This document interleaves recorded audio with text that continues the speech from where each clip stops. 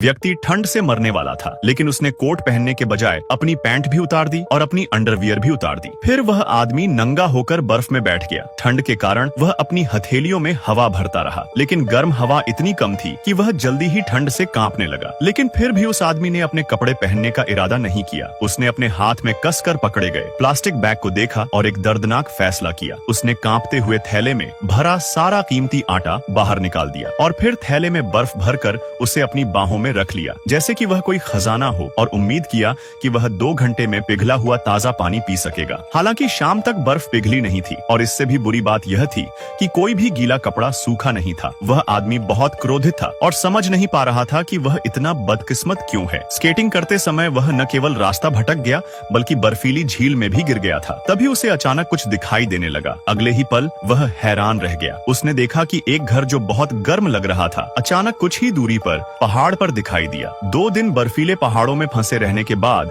आखिरकार उस आदमी को उम्मीद दिखी। इस समय वह बर्फ में नंगा होकर बच्चों की तरह खुशी मना रहा था। अपनी ऊर्जा बचाने के लिए उस आदमी ने गीले कपड़े पहने और आखिरकार चट्टान की दरार में दुबक गया। पास ही के घर को देखता हुआ गहरी नींद में सो गया। उसे बस कल तक इंतजार करना था। अगली सुबह वह व्यक्ति ऊर्जा से भरपूर महसूस करते हुए उठा और प्लास्टिक की थैली में रखी बर्फ पूरी तरह पिघल चुकी थी। सौभाग्य की बात यह थी कि मोबाइल फोन और रेडियो अभी भी चालू थे। सब कुछ सही चल रहा था। कुछ ही दूरी पर बादलों से घिरे घर को देखते हुए वह व्यक्ति पूरे आत्मविश्वास के साथ चल पड़ा। लेकिन जैसे जैसे समय बीतता गया, सूरज और अधिक चमकीला होता गया और उस व्यक्ति की दृष्टि जिसने 3 दिनों से कुछ नहीं खाया था और धुंधली होती गई। इस समय उसे अचानक चक्कर आने लगा और वह जमीन पर गिर गया और फिर बर्फ पर पड़ा रहा। काफी देर तक उबकाई लेता रहा। उस आदमी ने 3 दिनों से कुछ नहीं खाया था। उसका पेट पहले से ही खाली था और वह केवल कड़वा पित्त ही उगल सकता था। वह कमजोर होकर जमीन पर गिर पड़ा और उसे फिर से खड़ा होने में काफी समय लगा। बाकी की यात्रा में खुद को फिर से चक्कर आने से बचाने के लिए अपनी आंखें बंद रखी। उसने अपनी आंखें तभी खोली जब उसे लगा कि वह शिखर पर पहुंचने वाला है। आदमी ने अपनी आंखें मली, लेकिन उसे यकीन करना मुश्किल हो रहा था। जब उसने ध्यान से देखा, लेकिन अब पहाड़ की चोटी पर कोई घर नहीं था। तभी उसे एहसास हुआ कि कल जो घर उसने देखा था वह हाइपोथर्मिया के कारण उत्पन्न एक भ्रम था। आदमी बहुत निराश हो गया, लेकिन फिर भी उसने ऊपर चढ़ना जारी रखा और पीछे न मुड़ने का निर्णय लिया। उसे इस बात का जरा भी अंदाजा नहीं था कि यह निर्णय बर्फीले पहाड़ों से बचने का उसका एकमात्र रास्ता होगा। रात में उसे एक गुफा मिली और अंदर एक जानवर का कंकाल मिला, लेकिन वह आदमी डरा नहीं। कई दिनों से भूखा आदमी खाने के लिए कुछ मांस ढूंढने लगा, लेकिन सारा मांस पहले ही भेड़ियों द्वारा खा लिया गया। उसने अपना सेल फोन निकाला, यह देखने के लिए कि क्या यहाँ कोई सिग्नल है, लेकिन अब फोन डेड हो चुका था। मामला और भी बदतर हो गया। भेड़ियों की चीखें नजदीक आ रही थीं। बचने के लिए वह व्यक्ति पूरी रात अपने स्केटबोर्ड के सहारे चलता रहा, लेकिन जल्द ही पैरों में दर्द के कारण उसे रुकना पड़ा। बैठने के बाद उसने अपनी टांगें ऊपर उठाई और देखा कि उसके मौजे पहले से ही खून से लाल हो चुके थे। इससे भी ज्यादा भयानक बात यह थी कि उसकी पिंडलियां पूरी तरह सूज गई थीं और गहरे बैंगनी रंग की हो गई थीं। यह देखकर आदमी की सांस रुक गई। अगर ऐसा ही चलता रहा तो मौजे पूरी तरह से त्वचा से चिपक जाएंगे और स्थिति और भी खराब हो जाएगी। उस आदमी ने मौजे को किनारे से दबाया और कुछ मानसिक तैयारी के बाद उसने अपने दांत पीसकर जोर से खींचा,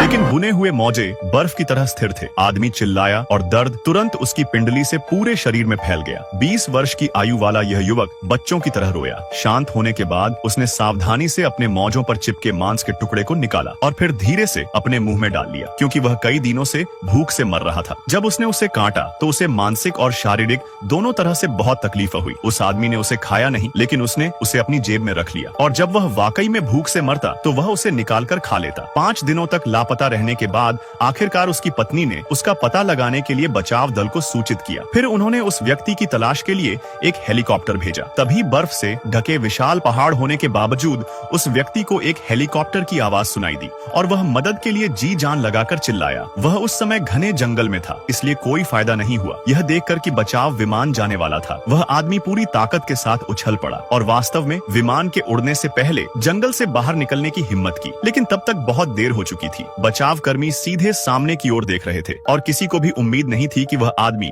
उनके पीछे दिखाई देगा। वह व्यक्ति निराश हो गया। इस समय प्रेमिका की आंखों में भी आंसू थे। उस व्यक्ति की सारी शक्ति समाप्त हो चुकी थी और वह केवल निराशा में बर्फ में पड़ा था और मृत्यु की प्रतीक्षा कर रहा था। लेकिन 8वें दिन वह व्यक्ति अपनी दृढ़ चेतना से फिर से उठ खड़ा हुआ। अपने परिवार को देखने के संकल्प से उसने अपनी आंखें बंद कर ली और मांस के टुकड़े को अपने मुंह में ठूंस लिया। वह कई बार उल्टी करने के लिए मजबूर हुआ, लेकिन अंत में उसे निगल लिया। कुछ समय बाद वह आदमी आखिरकार चोटी पर पहुंच गया। उसने उत्साह से अपना रेडियो निकाला, लेकिन स्क्रीन पर अभी भी कोई सिग्नल नहीं था। आदमी अपने अपंग पैरों को घसीटता हुआ आगे बढ़ता रहा। फिर वह पहाड़ की चोटी के केंद्र तक पहुंच गया। उसने पुनः स्क्रीन पर देखा, लेकिन रेडियो में अभी भी कोई सिग्नल नहीं था और बैटरी का स्तर 5% से घटकर 4% हो गया। यह देखकर वह आदमी बिल्कुल टूट चुका था। वह जानता था कि अब उसे परमेश्वर ही बचा सकते थे, इसलिए वह करवट लेकर जमीन पर लेट गया। फिर अपने जीवन के अंत में उसने धीरे से अपनी आंखें बंद कर ली, लेकिन उसे यह नहीं पता था कि रेडियो बंद होने से पहले आखिरी क्षण में सिग्नल आ गया था। जल्द ही एक हेलीकॉप्टर धीरे धीरे